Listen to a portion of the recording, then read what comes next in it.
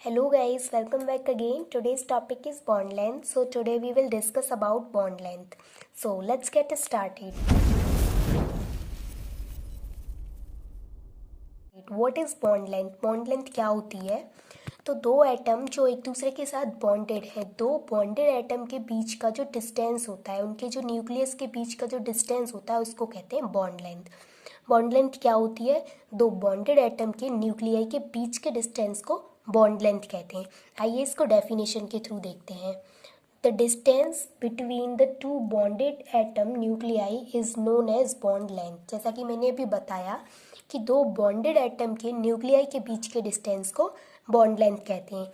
ये जो bond length होती है ये बहुत ज़्यादा छोटी होती है, इसलिए इसको एंगस्ट्रॉम में मेज़र किया जाता है. मतलब कि बॉन्ड लेंथ की जो यूनिट होती है वो होती है एंगस्ट्रॉम. बॉन्ड लेंथ क्या होती है? बहुत ज़्यादा स्मॉल होती है, इसलिए उसकी यूनिट क्या है? एंगस्ट्रॉम. उसको एंगस्ट्रॉम में मेज़र किया जाता है. और ये किस किस के थ्रू मेज़र की जाती है? तो फर्स्ट मेथड है एक्सरे डिफ्रैक्शन. जो बॉन्ड लेंथ है वो एक्सरे डिफ्रैक्शन मेथड द्वारा मेज़र की जाती है. सेकंड, इलेक्ट्रॉन डिफ्रैक्शन मेथड द्वारा इसको मेज़र किया जाता है. थर्ड है स्पेक्ट्रोस्कोपियो मेथड. तो ये तीन मेथड हैं जिनके द्वारा इसको जो बॉन्ड लेंथ है इसको मेज़र किया जाता है. और इसको जो इसकी जो यूनिट है वो एंगस्ट्रॉम है, इसको एंगस्ट्रॉम में मेज़र किया जाता है. तो आई होप कि आपको बॉन्ड लेंथ समझ में आ गई है. अब हम इसके फैक्टर अफेक्टिंग बॉन्ड लेंथ देखते हैं. तो इसके फैक्टर अफेक्टिंग, तो इसका फर्स्ट फैक्टर क्या है? फर्स्ट है इसका atomic size. Bond length atomic size पर किस तरीके से डिपेंड करती है? तो बॉन्ड लेंथ किस तरीके से डिपेंड करती है? बॉन्ड लेंथ जो होती है वो एटॉमिक साइज के डायरेक्टली प्रोपोर्शनल होती है. इसका मतलब क्या है? इसका मतलब है कि जैसे जैसे एटम का साइज इंक्रीज होगा बॉन्ड लेंथ भी इंक्रीज होगी, और जैसे जैसे एटम का साइज डिक्रीज होगा बॉन्ड लेंथ भी डिक्रीज होगी. इसकी डेफिनेशन क्या है? Bond length is directly proportional to the atomic size.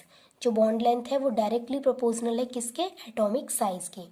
तो बॉन्ड लेंथ इंक्रीज कब होगी? जब एटम का साइज इंक्रीज होगा, और एटम का साइज डिक्रीज होगा तो बॉन्ड लेंथ क्या होगी? डिक्रीज होगी. तो इसका सेकंड फैक्टर क्या है बॉन्ड लेंथ का? सेकंड है मल्टीप्लिसिटी. मल्टीप्लिसिटी का मतलब क्या है कि ये जो बॉन्ड लेंथ होती है, ये यहाँ पर आप देख रहे हो, यहाँ पे ट्रिपल बॉन्ड है, यहाँ पे डबल बॉन्ड है, यहाँ पे सिंगल बॉन्ड है. तो ये कहने का मतलब ये है कि इन तीनों में से किसकी बॉन्ड लेंथ ज़्यादा होगी, किसकी बॉन्ड लेंथ कम होगी? सिंगल बॉन्ड की, डबल बॉन्ड की, या फिर ट्रिपल बॉन्ड की. तो जो हमारी जो बॉन्ड लेंथ होगी वो नंबर ऑफ इलेक्ट्रॉन्स के ऊपर डिपेंड करेगी. जिसमें नंबर ऑफ इलेक्ट्रॉन्स कम है उसकी बॉन्ड लेंथ ज़्यादा होगी, जिसमें नंबर ऑफ इलेक्ट्रॉन्स ज़्यादा है उसकी बॉन्ड लेंथ कम होगी. कैसे? जैसे कि यहाँ पर ये हमारा कार्बन सिंगल बॉन्ड कार्बन है, तो इसके बीच में सिंगल बॉन्ड है यानी कि सिग्मा बॉन्ड है, तो इसके बीच में सिर्फ एक सिग्मा बॉन्ड है. ये कार्बन डबल बॉन्ड कार्बन है, इसके बीच में क्या है? इसके बीच में पाई बॉन्ड है. पाई बॉन्ड कब बनता है? दो इलेक्ट्रॉन से. तो इसके बीच में क्या है? Pi bond. इसके बीच में सिग्मा बॉन्ड. ये कार्बन ट्रिपल बॉन्ड कार्बन, इसके बीच में ट्रिपल बॉन्ड है, तो एक एक ये सिग्मा बॉन्ड हो गया, एक ये पाई बॉन्ड हो गया, एक ये पाई बॉन्ड हो गया. मतलब यहाँ पे दो पाई बॉन्ड है, एक सिग्मा बॉन्ड है, यहाँ एक पाई बॉन्ड है और यहाँ पर एक सिग्मा बॉन्ड है. तो इसमें से सबसे कम बॉन्ड लेंथ किसकी होगी? तो सबसे कम बॉन्ड लेंथ होगी इसकी, क्योंकि इसके बीच में जो नंबर ऑफ इलेक्ट्रॉन्स हैं वो ज़्यादा हैं. इसमें जो नंबर ऑफ इलेक्ट्रॉन्स हैं वो इससे कम है, और इसमें जो नंबर ऑफ इलेक्ट्रॉन्स हैं वो सबसे कम है. तो सबसे ज़्यादा बॉन्ड लेंथ किसकी होगी? सिंगल बॉन्ड की. कार्बन सिंगल बॉन्ड कार्बन की सबसे ज़्यादा बॉन्ड लेंथ होगी. तो बॉन्ड लेंथ किस पर डिपेंड करती है? नंबर ऑफ इलेक्ट्रॉन्स पे. जिसमें नंबर ऑफ इलेक्ट्रॉन्स ज़्यादा होंगे उसकी बॉन्ड लेंथ कम होगी, जिसमें नंबर ऑफ इलेक्ट्रॉन्स कम होंगे उसकी बॉन्ड लेंथ ज़्यादा होगी. थर्ड फैक्टर क्या है इसका? थर्ड फैक्टर है इसका हाइब्रिडाइजेशन. तो जो बॉन्ड लेंथ होती है हमारी वो हाइब्रिडाइजेशन पर किस तरीके से डिपेंड करती है?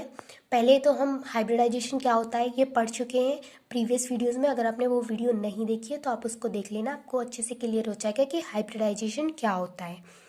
ठीक है, अब हम यहाँ पे पढ़ेंगे कि जो हाइब्रिडाइजेशन पर किस तरीके से डिपेंड करती है बॉन्ड लेंथ. तो एस कैरेक्टर ज़्यादा होगा तो बॉन्ड लेंथ कम होगी, एस कैरेक्टर कम होगा तो बॉन्ड लेंथ ज़्यादा होगी. कैसे? जैसे sp3 sp2 sp, ये क्या है? कि हाइब्रिडाइजेशन है sp3 हाइब्रिडाइजेशन sp2 sp। तो अब ये पूछना चाह रहे हैं कि sp3 में हाइब्रिडाइजेशन ज़्यादा होगा, सॉरी sp3 की बॉन्ड लेंथ ज़्यादा होगी, sp2 की बॉन्ड लेंथ ज़्यादा होगी, या फिर sp की बॉन्ड लेंथ ज़्यादा होगी। तो जैसा कि मैंने अभी बताया कि बॉन्ड लेंथ उसकी ज़्यादा होगी जिसमें s कैरेक्टर कम होगा।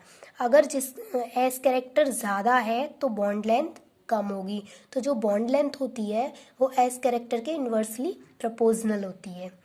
तो यहाँ पर अब हम इसकी बात करें तो sp में जो s कैरेक्टर है वो 50% है। पहले भी हम इसको कई बार पढ़ चुके हैं, प्रीवियस वीडियोस में जाकर के चेक कर लेना। तो जो sp है हमारा, उसमें जो s है वो 50% है। क्यों? क्योंकि s और p से मिलकर के क्या बना है sp।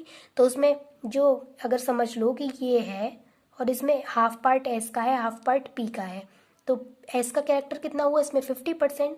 ये sp2 है तो इसमें p कितना p का 2 पार्ट है, इसमें s का सिर्फ 1 पार्ट है तो s कम है। s कितना है इसमें 33.33%। इसकी बात करें तो इसमें अगर 100 में से देखा जाए तो इसमें 75% क्या है p, और 25% क्या है इसमें s।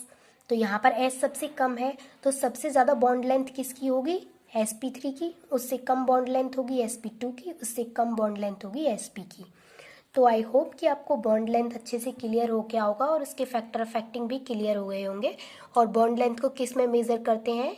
एंगस्ट्रॉम में। और कौन कौन से मेथड के थ्रू हम बॉन्ड लेंथ को मेज़र कर सकते हैं ये भी पता चल गया होगा।